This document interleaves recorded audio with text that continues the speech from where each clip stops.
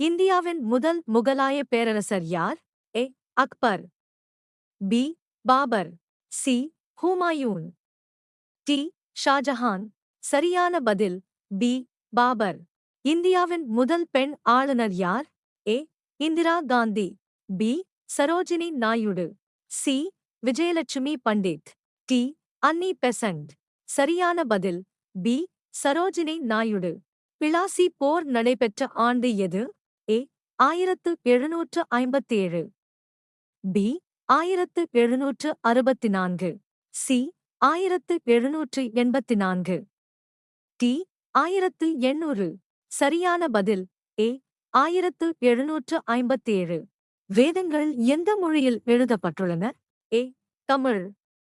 B. பிராகிருதம். C. Pali. D. சமஸ்கிருதம். சரியான பதில் டி. சமஸ்கிருதம்.